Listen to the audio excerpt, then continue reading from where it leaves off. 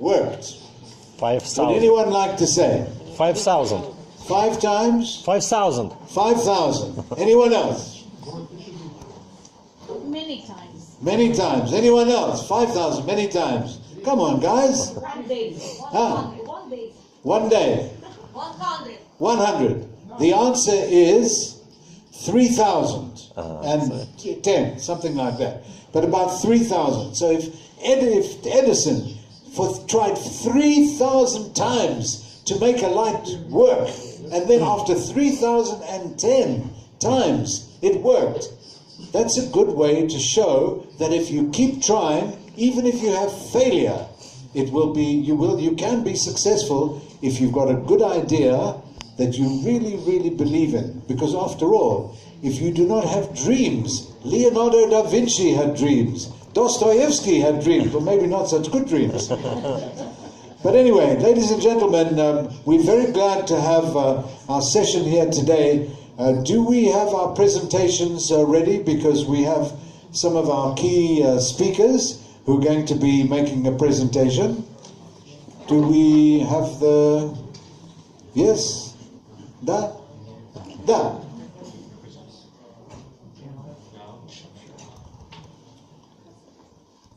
Okay. Очень приятно. Let's go. So, ladies and gentlemen, first of all, we have as our first speaker and presenter somebody who is really, really significant for a wide variety of reasons. First of all, he's come all the way from the other side of the world in North America, based in the Washington, D.C. area. And he's very interesting because he is an engineer and also a lawyer. An engineer and a lawyer, so you think of what it takes to get your thinking as a lawyer and an engineer. But most importantly, when he first started his career, he had some very interesting responsibilities. He chaired a technical subcommittee of the Aviation Committee in North America to make a decision whether aeroplane passengers could use portable electronics during takeoff and landing. That's true, isn't it? So how many of you like to use your electronic devices when you are on Aeroflot, or you're on S7, or when you're flying? So he did that. Then in addition, he has been a delegate at conferences for the ITU, International Telecommunication Union, the United Nations Telecom and ICT arm. He was a leader in the Internet Access Coalition for deciding on how the internet would be ruled. And he is in a very, very significant role at Amazon, where he is the Global Vice President for Global Innovation Policy and Communications. And those of you who know good universities, he comes from an exceptionally good university, where Einstein was at your university. How many of you know which university Einstein went to when he went to America? Princeton. So he's a Princeton graduate. Look how clever he is. He's very clever. But he's a very nice guy. So ladies and gentlemen, please give a nice Moscow Skolkovo welcome to Paul Meisner. Paul, over to you. Wow. So just to clarify, Einstein and I were not there at the same time. But thanks very much, Ralph. I'm really happy that you led off talking about Edison, because it seems to me that humans tend to overvalue the lone inventor, the lone scientist, the Mendeleev, the Edison, the Curie, working in his or her laboratory, toiling away, making a great innovation that will change the world. And while that may have been largely true, that kind of innovation did work, say back in the 19th century, in the early 20th century, it is not the case that that's how innovation is done today. And in fact, just last year there was a paper published, a scientific paper, that described more precise measurements of the mass of the Higgs boson. And I don't know if you know about this thing, but it's just a very fundamental particle, and it's work being done at the Large Hadron Collider in Europe. And the paper itself describing this more precise measurement of the Higgs boson mass was about 7 pages long. The list of authors, co-authors, and their institutions was about 15 pages long. There were over 5,000 co-authors of this one paper, a 7-pager. Big science, science at scale. That's how innovation is done today, largely. At Amazon, what we try to do is figure out a middle road, figure out a way to encourage the lone inventors or something like that, but also deal with the fact that we're at over 250,000 people worldwide. And so how do we do it? Well, one way we do it is by using what we call a two-pizza team. Two-pizza team. And the concept is that a team of individuals working on a new invention or a particularly important innovation should be as easily fed by 2 extra large pizzas. So does that mean 3 people? Well, that's too much pizza. Does it mean 20 people? That's not enough pizza. It's somewhere in between. Maybe it's 5, maybe it's 8, maybe it's 12, somewhere around there. And the idea is this. We don't want the teams to be so big that they can't efficiently communicate among one another. Those of you who know network theory know that every time you add a new node to a network, in this case communications, the number of potential links of communication or non-communication, as the case may be, grows very rapidly as the number of the team grows. And so the idea would be to have, if you have like 6 people, it would be very strange to have 6 people, say software development engineers, all working together, and they need an expert on artificial intelligence. And you know this woman in the company who has this expertise, you want to bring her in, but oh no, you can't have more than 6 on a team. It's not like that. It needs to be flexible, but within reason. And so the two-pizza team is one way that we, within a very large company now, try to maintain our startup roots. As Ralph may have mentioned, I've been around for a while. It's 17 years now at Amazon. There are fewer than 500 people who have been at the company longer than I, and now, as I say, we're over 250,000 people. So it's really important for us to figure out this way to maintain our startup spirit and be able to innovate. The two-pizza team helps us. But what about outside companies? What about small and medium enterprises? What about the 5 or 6 or 7 individuals who want to innovate? Well, right now there are a host of services available to them that weren't available even just a decade ago. And I'd like to talk a little bit about these today. And some of the innovative web services that you see on my title slide here are things that I want to talk about. But first of all, there's this word that's floating about. You may have heard this, platform. Do you know this word? Platform?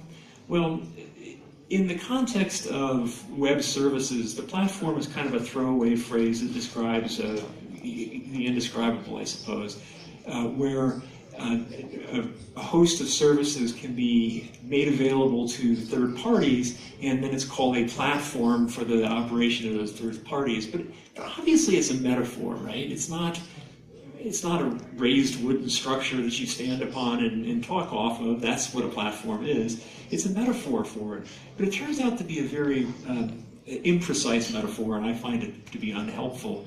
In some senses, it reminds me a lot of the metaphor of about 20 years ago, which was the information superhighway. I don't know if you remember this, but the information superhighway was supposed to describe the internet to people who didn't understand the internet.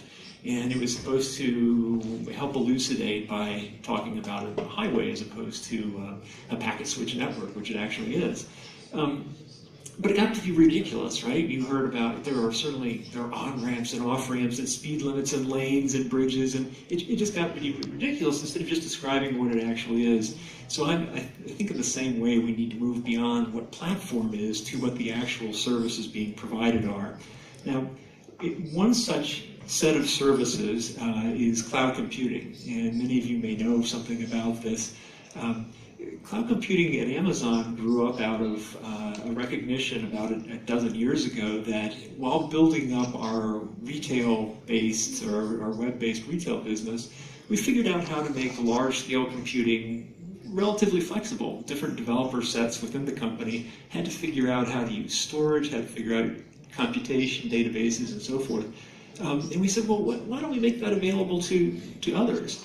I think you heard me, if those of you who saw the plenary session before it broke up, I talked a little bit about how we made our retail platform available to competing sellers, so that other sellers can sell right alongside us using the technologies we had already developed.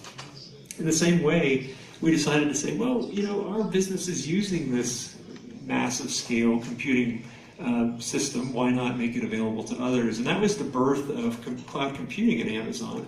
It's really just 10 years old now, and it involves things like storage services, but also computation and all sorts of other things like content distribution at high speeds in a way that individual companies couldn't do.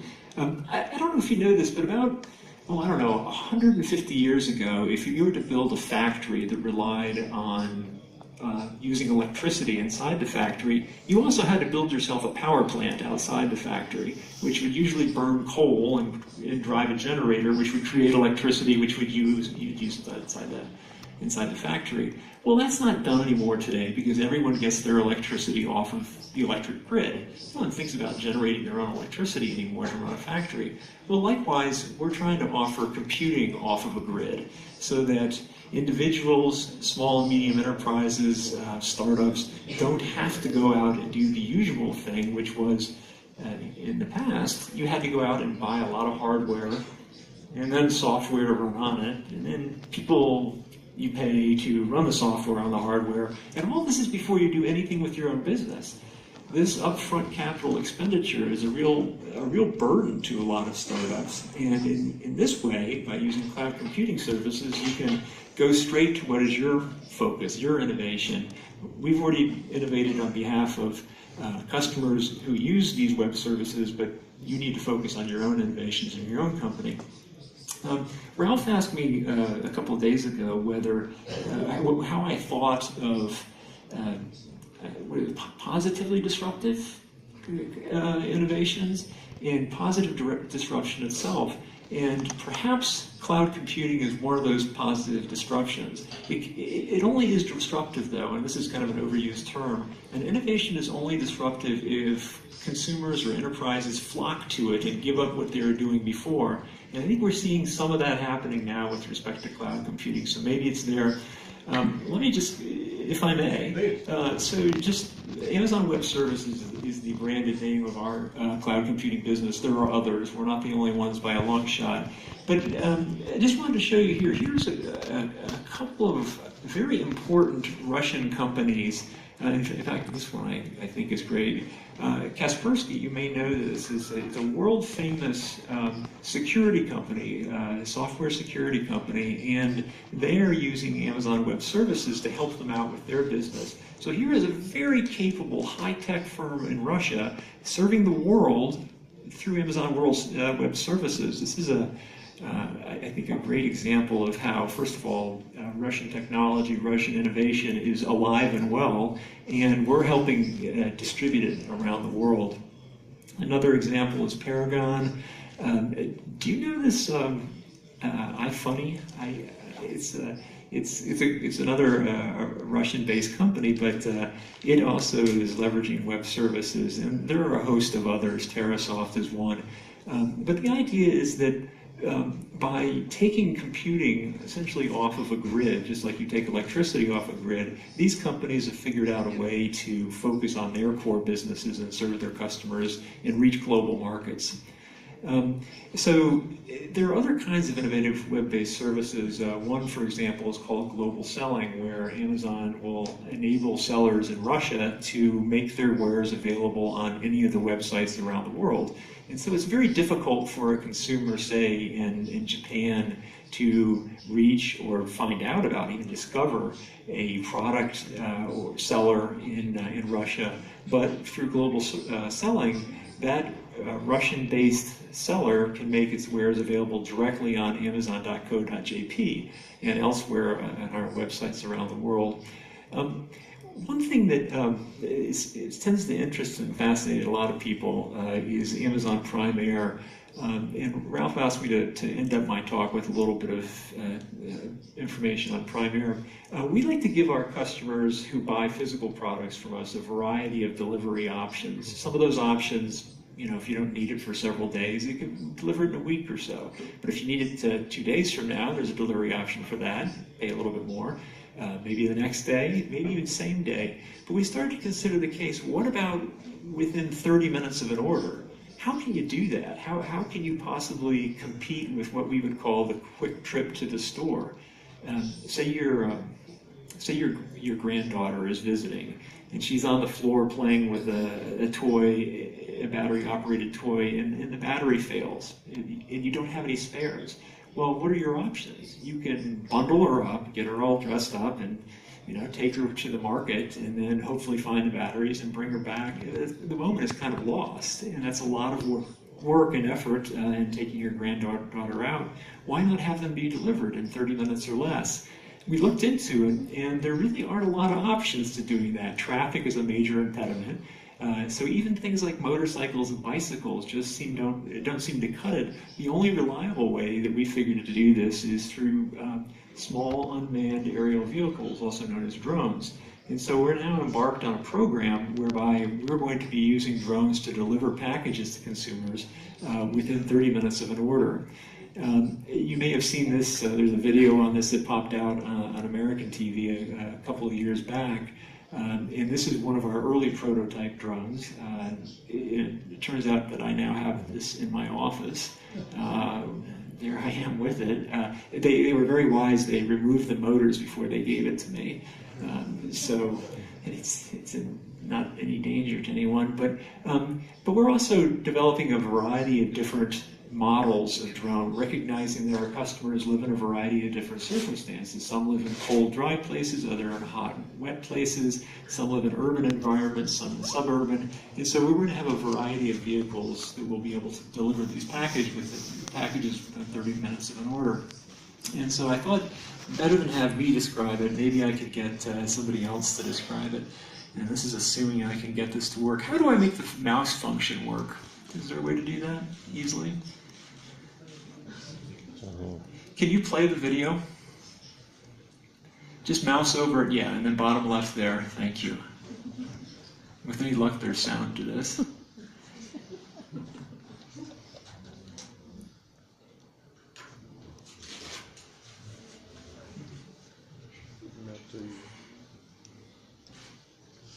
Well, what you would be seeing, this is one of my favorite videos of a drone delivery at night. See how smoothly it's flying? There it goes. All right, and no one even noticed it. It's pretty quiet too. So there it is, the demons of demos. But the concept again. Oh, I'm back. Am I there? Let's try one more time.